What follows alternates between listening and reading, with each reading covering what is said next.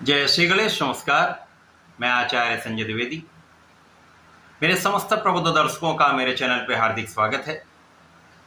प्रिय दर्शकों, आज मैं सिंह राशि का जून माह का मासिक राशिफल लेकर आपके सम्मुख उपस्थित हूँ। जून माह में जो ग्रहों की स्थितियां हैं तथा जो ग्रहों के परिवर्तन होंगे वो इस माह में आपको कितना लाभ देने जा रहे हैं, किन किन भाव में प्रबलता आएगी, इस समय में आपको लाभ मिलेगा अथवा कहीं पर समस्या आ सकती है, यदि कोई समस्या है तो उसका क्या निराकरण है, संपूर्ण विश्लेषण मैं पूर्ण तरीके के साथ करने जा रहा हूं। प्रिय दर्शकों, इस राशिफल को आप अपने लग्न तथा राशि दोनों के अनुसार देख सकते हैं। सिंह राशि के लिए यदि हम अवलोकन करें तो आपके लग्न में ही केतु का गोचर चल रहा होगा, आपके सप्तम भाव में राहु होंगे, आपके अष्टम भाव में शनिदेव का गोचर चल रहा है, आपके नवम भाव में शुक्राचार्य होंगे, आपके दसम भाव में सूर्य और बुध का प्रबल योग बना हुआ होगा, आपके एकादश भाव में गुरुदेव बृहस्पति का गोचर चल रहा है तथा आपके द्वादश भाव में मंगल और प्रारंभिक समय में यहाँ पर चंद्रमा भी होंगे। इस माह का पहला परिवर्तन बुध का है, जब बुध राशि परिवर्तन करेंगे तथा अपनी स्वयं की राशि मिथुन राशि में प्रवेश करेंगे, एकादश भाव में पहुंचेंगे। यहाँ पर गुरु के साथ इनका महायोग बनेगा। 7 जून को मंगल भी राशि परिवर्तन करेंगे तथा अपनी नीच राशि से निकलकर अपने मित्र सूर्यदेव की राशि में प्रवेश कर जाएंगे। लग्न में इनका गोचर आरंभ होगा। 15 जून को सूर्यदेव राशि परिवर्तन करेंगे, दसम भाव से निकलकर एकादश भाव में पहुंचेंगे, जहां पर 3 ग्रहों का महायोग प्रारंभ होगा। 23 मई को पुनः बुध राशि परिवर्तन करके द्वादश भाव में जाएंगे, जहां पर ये निर्बल होंगे। इसी प्रकार से 29 जून को शुक्राचार्य भी राशि परिवर्तन कर लेंगे तथा आपके दसम भाव में प्रवेश कर जाएंगे।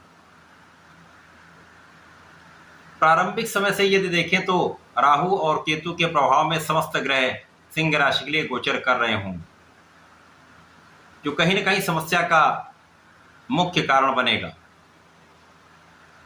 अब यहाँ पर जब भी राहु का प्रभाव लग्न पर होता है तो ये आपके मन स्थिति को परिवर्तित करते रहते हैं। यद्यपि सूर्यदेव की राशि है, सूर्यदेव बलवान अवस्था में दसम भाव में गोचर कर रहे हैं, परंतु कहीं न कहीं राहु का जो नकारात्मक प्रभाव है वो यहाँ पर प्राप्त होने वाला है। तो मन में एक डिविएशन, मन का विचलन यहाँ पर निश्चित रूप से होगा।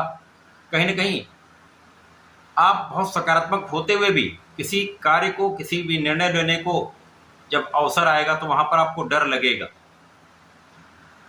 विचार अधिक करने से, बहुत अधिक सोचने से यहाँ पर समस्या आपके लिए बढ़ सकती। इसी प्रकार से मानसिक द्वंद्व बढ़ेगा तो शारीरिक कष्ट भी यहाँ पर बढ़ता है। स्वास्थ्य समस्याएं यहाँ पर आपके लिए समस्या का कारण बन सकती हैं। परंतु यहाँ पर लग्न की स्वामी की स्थिति अच्छी है, दसम भाव में है, तो बहुत कुछ यहाँ पर बैलेंस होगा। यहाँ पर सूर्यदेव कर्म भाव में स्थित होकर कर्म भाव को प्रबल करेंगे। यहाँ पर प्रबल रूप से बुधादित्य योग जो बन रहा है वो आपको कार्य क्षेत्र में सफलता अवश्य देगा। यहाँ पर सूर्य और बुध का बुधादित्य योग जो केंद्र का है, आपके कार्य क्षेत्र में आपको सफलता भी देगा, लोगों का सहयोग भी प्रदान करेगा। आपके कार्य क्षेत्र में आपको उन्नति के अवसर प्राप्त होंगे। उच्चाधिकारियों को सहयोग मिलेगा, शासन सत्ता से सहयोग मिलेगा, शासन प्रशासन प्रशासनिक सेवाओं से विशेष लाभ मिलता है, सरकारी नौकरी से विशेष लाभ मिलता है, राजनीति में विशेष रूप से आप उन्नति भी करते हैं, बड़े लाभ प्राप्त करते हैं। इस समय में जो आपकी ग्रह स्थिति है उसमें लाभ और धन के स्वामी बुध हैं जो साथ में होंगे, तो यहाँ पर धन की स्थिति भी अच्छी रहेगी, लाभ भी आपका पहले से कई गुना बढ़ने वाला है। अब यहाँ पर जो लाभ भाव में गुरुदेव बृहस्पति हैं वो आपके ज्ञान को विस्तृत करेंगे। शिक्षा, ज्ञान तथा मांगलिक कार्यों के कारक गुरुदेव बृहस्पति अपने इस कारक भाव को देखेंगे तो इस भाव को कई गुना प्रबल कर देंगे। तो विद्यार्थियों के लिए बहुत अच्छा समय है। जब आपके ज्ञान शिक्षा का भाव अत्यंत प्रबल रहेगा, आप उसमें सफलता की प्राप्ति करेंगे। संतान प्राप्ति का योग इस वर्ष है, एक अच्छी संतान आपको प्राप्त हो सकती है तथा इस समय में आपका परिश्रम अच्छा रहने वाला है। यद्यपि यहाँ पर कुछ उतार चढ़ाव आपके स्वास्थ्य में रहेगा, परंतु आप अपना संपूर्ण प्रयास करने वाले हैं। अब क्योंकि यहाँ पर आपके ढैया का समय भी चल रहा है, तो कार्य क्षेत्र में आपको बहुत निष्ठावान रहना होगा। किसी प्रकार की लापरवाही ना करें, लोगों को सहयोग दें तथा लोगों का सहयोग प्राप्त करें, किसी प्रकार के विवाद में ना पड़ें, उच्चाधिकारियों को सहयोग करते रहें तथा किसी भी प्रकार के विवाद में पड़ने से बचें। सरकारी तंत्र में है तो यहाँ पर कुछ समस्याएं उत्पन्न हो सकती हैं, शासन तंत्र से कुछ समस्या उत्पन्न हो सकती है, परंतु जून का माह आपके लिए अत्यंत श्रेष्ठ है, क्योंकि शनिदेव का प्रभाव के कार्य क्षेत्र पर विच्छेदात्मक दृष्टि का है, तो यहाँ पर समस्याएं उत्पन्न होंगी, परंतु जून माह में आपकी स्थिति अत्यंत प्रबल है, तो आप समस्त समस्याओं का निस्तारण करते हुए आगे बढ़ते जाएं। इसी प्रकार से मंगल आपके 12वें भाव में है, जो एक अच्छी स्थिति नहीं, यहाँ पर ये नीच राशि में भी है। प्रारंभिक समय में यहाँ पर चंद्रमा भी होंगे, तो कहीं ना कहीं शरीर का भाव कुछ जब कष्टकारी होता तो यहाँ पर बिना कारण से कुछ व्यय होते हैं, कुछ अकारण व्यय का योग भी बनता है, बिना कारण यात्राएं होती हैं जिनमें आपका व्यय होता है, जो आपको थकाती भी हैं, आपके स्वास्थ्य को भी प्रभावित करती हैं तथा धन का भी व्यय कराती हैं। तो यहां पर इन पर नियंत्रण आपको करना चाहिए। मंगल यहां पर आपका ऋण बढ़ा सकते हैं, कुछ बिना कारण के कार्यों में आपका व्यय हो सकता है, विवाद में आपका कुछ व्यय हो सकता है, इनसे आपको बचना चाहिए।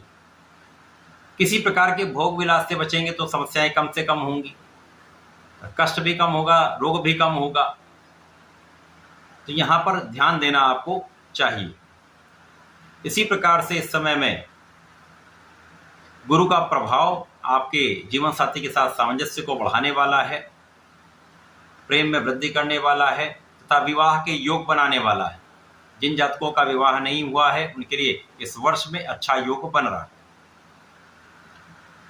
अब क्योंकि यहाँ पर राहु है तो कहीं ना कहीं ये कुछ व्यवधान भी करेंगे, परंतु योग है तो आप प्रयास करें तो ऐसा संभव हो सकता है।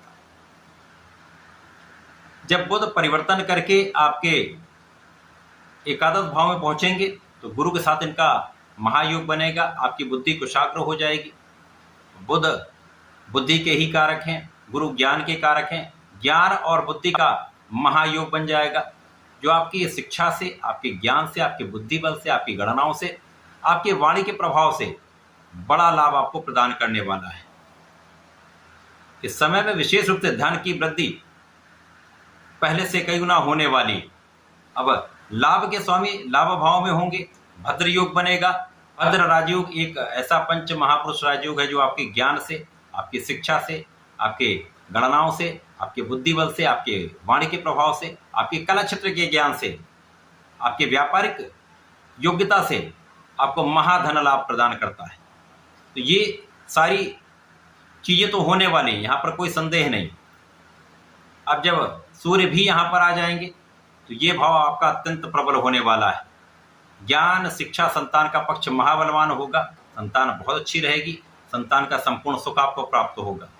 इसी प्रकार से सिंह राशि के लिए लग्न के स्वामी भी यहाँ पर होंगे और गुरुदेव यहाँ पर कारक होते हैं, तो ये निश्चित रूप से आपके लिए एक महायोग बन जाएगा, जब त्रिग्रही योग आपको आपके कार्यक्षेत्र में संपूर्ण सफलता देने वाला हो, आपको इतना योग्य बनाने वाला होगा कि आप समस्त परिस्थितियों का सामना कर सकते हैं। नकारात्मक दशाओं को हटाकर आप सकारात्मकता ग्रहण करते हुए आगे बढ़ेंगे और सफलता की प्राप्ति करें।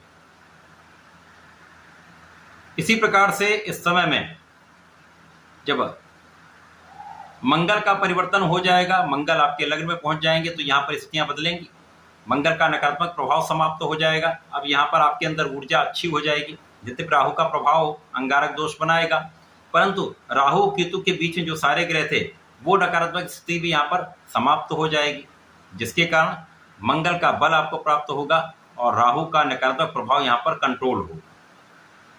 तो जीवन साथी के साथ क्लेश कम होगा, साझेदारी में जो समस्या उत्पन्न हो रही थी उस पर नियंत्रण हो जाएगा। यद्यपि यहाँ पर धोखे की संभावना होगी तो यहाँ आपको सावधान अवश्य रहना होगा। इसी प्रकार से यहाँ पर आपके सुखों में वृद्धि का पूर्ण योग बनेगा, यहाँ पर आपके सुख साधन बढ़ने का योग बन जाएगा। सिंह राशि के लिए जून माह में भूमि भवन वाहन का योग बन रहा है। यहाँ पर आपकी संपूर्ण सुरक्षा होगी, आपके आयु की भी रक्षा होगी। अब जब बुध परिवर्तन करके आपके द्वादश भाव में जाएंगे, जहाँ पर ये निर्बल हो जाएंगे। अब धन और लाभ का स्वामी निर्बल हो जाएगा। लग्न यहाँ पर अच्छी है, परंतु धन और लाभ का स्वामी जब निर्बल होकर द्वादश भाव में चला गया तो व्यय अधिक हो जाते हैं।